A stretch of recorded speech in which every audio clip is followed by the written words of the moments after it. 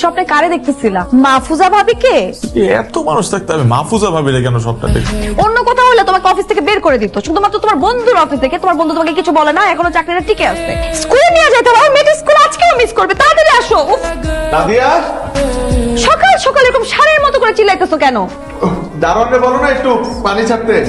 আর একটু সকাল সকাল ওঠে তুমি গোসলটা করতে পারতে না? তাহলে তো এই ঝামেলাটা হইতো না। বিদ্যুতের বিলটা কি দিয়েছিস? ভুলে গেছি। আমার ওষুধটাও কিন্তু আনিসনি। ওষুধের কথা মনে হয় ভুলে গেছে। সামিউল ভাই আছে বলে আমরা এত ভালো আছি। এত বড় কোম্পানির মালিক, ওকে দেখে কিন্তু বুঝেই যায়। আজকে কিন্তু ভাই আপনাকে অনেক হ্যান্ডসাম লাগছে। আজকে আপনাকেও দেখতে সুন্দর লাগতেছে। নানা তোমাকে আন্টির সাথে কথা বলতে নিষেধ করেছে।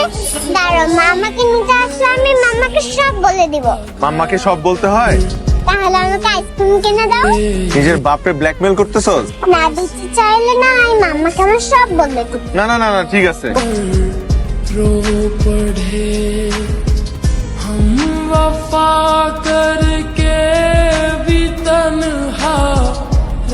আসবো। আয় না। রহমান ব্রাদার্স থেকে আমাদের আর মাল নেওয়া ঠিক হবে না। তাহলে বন্ধ করে দে, আমারে জিজ্ঞেস করতেছিস কেন? তুই অফিসের মালিক। আর তুই অফিসের সিইও, বড় বড় ডিসিশন মেকিং করার রাইট এবং পাওয়ার তোর আছে। বুকে আয় বেটা। হাবিব সাহেব, বন্ধু বলে জড়াই ধরছি, কমন সেন্সটা কাজে লাগান। আপনিও বন্ধু বলে ভাবিকে সালাম দিয়ে কেটে পড়েন। না, উনি হচ্ছে আমার ছোটবেলার বন্ধু। এই লোকটা তোমার বন্ধু? আমি কি চোখের মাথা খেয়ে ফেলেছি যে কিছু বুঝতে পারছি না? বিশ্বাস করেন ভাবি? বিশ্বাস করবো আপনার কথা? মানে একটা সুন্দরী রমণী এসে আমার হাজবেন্ডকে রাস্তায় দাঁড়িয়ে কোটটাই পরাই দিয়ে নিয়ে চলে গেল। ভাবি গো, পুরুষ মানুষের কোনো বিশ্বাস নাই। এরা বাইরে এক, ভিতরে আরে। আপনি কি রাকিব ভাইয়ের মোবাইলের পাসওয়ার্ড জানেন?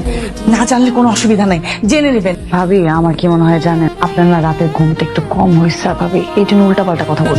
আমার কথা বিশ্বাস করলেন না তো? সত্য সব সময় তিতা লাগে। কি করতেছো তুমি? কি করব? সাইলেন্ট করতেছি তোমার ফোন। আচ্ছা শোনো, তুমি এখন থেকে এই যে মাহফুজা ভাবির কাছ থেকে একটু দূরে থাকবা।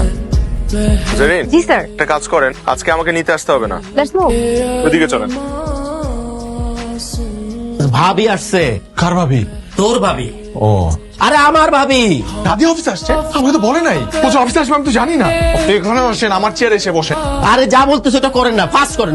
আমি ঠিক আছে? হ্যাঁ, সামিউল ভাই, আরে তুমি নাদিয়া অফিসে আজকে না বলে হুট করে? বললাম না ভাবি তোকে সারপ্রাইজ দিতে আসছে। সামিউল ভাইয়ের অফিস তো কখনো দেখা হয়নি। শুধু সামিউল ভাইয়ের অফিস? এটা কি আমার অফিস না? না, আমি কিন্তু কষ্ট পাইলাম। দেখো, এটা তো আমারও অফিস। আশ্চর্য, তুমি দেখবা না তোমার হাজবেন্ড কোথায় চাকরি করে? হ্যাঁ, কত বড়। কি পানি খাবেন নাকি? ও, উনি হচ্ছে আমাদের অ্যাকাউন্টস ম্যানেজার। তুমি চলো না, তোমার রুমে গিয়ে বসি, তুমি কাজগুলো শেষ করো, তারপর একসাথে দাওতে যাও। বসতে হবে না ভাবি। না মানে ওই যে কই যেন যাবেন বললেন, অপেক্ষা করে কি হবে? তুই আর ভাবি বের হয়ে যা না এখনই।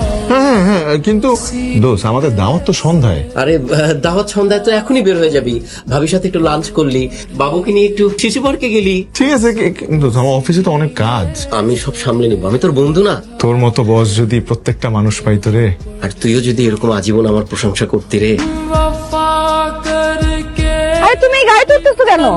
হুট করে চলে আসছো না অফিসে? আমি না খুশির চোটে তামিলও গাইতে উড়ে যাচ্ছিলাম। সামিউল স্যার বলছে ম্যাডাম নিয়ে এগিয়ে যেতে। সামিউল ভাই দ্বারা এটা সম্ভব। জীবনে পাইছিল একটা বন্ধু। পুরুষ মানুষের জেদ থাকার দরকার আছে। জেদ না থাকলে তোর হাজবেন্ডের মতো সারা জীবনের ম্যানেজারই করে বেড়াইতে হবে। জুনায়েদকে গিফটটা দাও। ও তো ওইসব গাড়ি নিয়ে আজকাল খেলে না। ওর মামা আমেরিকা থেকে একটা ড্রোন পাঠিয়েছে, 1.5 লাখ টাকা দাম। আর কতদিন এরকম অন্যের চাকরি করবা? চাকরি করা মানে হচ্ছে চাকরের মতো কাজ করা। বুঝলেন বাবা, দেশে শুধু চাকরিজীবী পাওয়া যায়, উদ্যোক্তা আর পাওয়া যায় না। ও কিন্তু এখন সিনিয়র ম্যানেজার। সিনিয়র ম্যানেজার হয়ে তোর জামাই কয় টাকা বেতন পায়? 1.5 লাখ টাকা। বাকিটা জীবন এরকম মধ্যবিত্তের মতো কাটাই দিও না।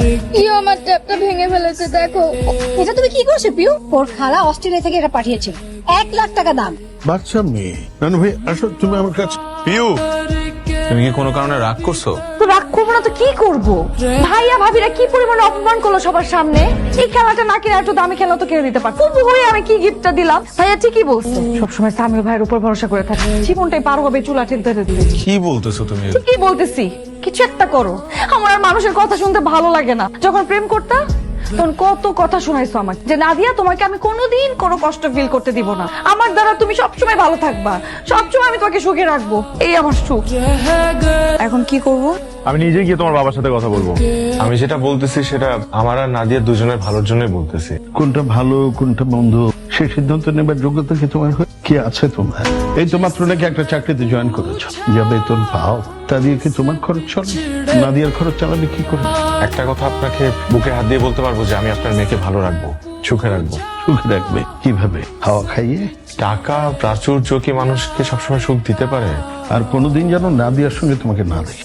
আমার ধৈর্যের বাঁধ ভাঙার আগে তুমি চলে যাও। তুমি যদি আমার সাথে পালায় না আসতাম তাহলে তো আমি ভাঙা মন নিয়ে শহরে শহরে দেবদাসের মতো ঘুরে বেড়াতাম। ইস কি আমার দেবদাস রে, এখন তো খুব মিষ্টি মিষ্টি কথা বলছো, পরে সবকিছু মনে থাকবে তো। মামা কি হয়েছে মামা, খারাপ লাগতেছে? বাবা আপনাদের বাচ্চার হার্টে একটা ছিদ্র আছে। হঠাৎ করে হার্টে ছিদ্র থেকে আসলো? না না, হঠাৎ করে না, এটা জন্মগত। বাচ্চা যখন ছোট থাকে তখন ডিটেক্ট করা যায় না। কি হবে এখন আমার মেয়ের? ঘাবড়াবেন না, আমাদের এখানে চিকিৎসার ব্যবস্থা আছে। ওর ওপেন হার্ট সার্জারি করতে এটা কি বলতেছেন আপনি? এতটুকু ছোট বাচ্চার ওপেন হার্ট কি করে হয়? করতে হবে, আমি দ্রুতই করতে হবে। কিছু খরচা করতে ব্যাপার ভালো লাগবে। টাকার বিষয় বলবা? হ্যাঁ, টাকাটা কিভাবে জোগাড় করবা তাই তো? ভাইয়ের কাছ থেকে তো চাইতে পারবো না, ভাইয়া তো নিজেই ডুবে বসে আছে ব্যবসা। কার কাছে চাইতে হবে? সামিউল ভাই আসি তো, এক সামিউল ভাই। না, আমি তুমি কি চাইতে পারবে না তাই তো? লজ্জা লাগবে তোমার কাছে চাইতে, তাই না? পিউ এখন কেমন আছে? আলহামদুলিল্লাহ ভাইয়া, আপনি যে উপকারটা আমাদের করলেন এই ঋণ আমরা কিভাবে শোধ করবো বলেন ভাই? আমি একটা কথা আপনার কাছে গোপন করেছি ভাবি। আপনি যে প্রশংসা করছেন তার কোনো কিছুরই যোগ্য আমি না। আমি ওর জন্য কিছু করিনি, যা কিছু করার রাকিবই করেছে। কি করেছে মানে বুঝলাম না। আপনি যে কোম্পানিটা দেখেন সেই কোম্পানির মালিক আমি না, আমি কর্মচারী, রাকিব মালিক। সে যে এত বড় লোক ভাবে সেটা কাউকে জানাতে চায় না। কত কত মসজিদ মাদ্রাসা যে রাকিবের টাকায় চলে তার কোনো ঠিক ঠিকানা নেই। তো ও আমাদের কাছে কেন লুকাবে? কারণ ওর মনে একটা ভয় আছে। কিসের ভয়? রাকিব মধ্যবিত্ত জীবন চায়। ও মনে করে এত অর্থ, বিত্ত, বৈভব, প্রাচুর্য এই সবকিছু থাকলে কি সুন্দর করে আপনারা সুখ দুঃখ ভাগ বাটোয়ারা করেন, এই কিছুই আর থাকবে না। আমার না বিশ্বাস হচ্ছে না। সামিল যা বলেছে সবই সত্যি। 6 কোটি? আপনার ব্যাংক লোনের পরিমাণ তো এটাই ছিল নাকি? কি বলবো, না বুঝে অনেক সময় ছোট করে অনেক কিছু বলে ফেলছি ভাই, প্লিজ আমাকে ক্ষমা করে দিন। আপনজনদের কখনো ক্ষমা চাইতে হয় না। এই পুরো বিষয়টা কেউ না জানলেই ভালো, স্পেশালি নাদিয়া।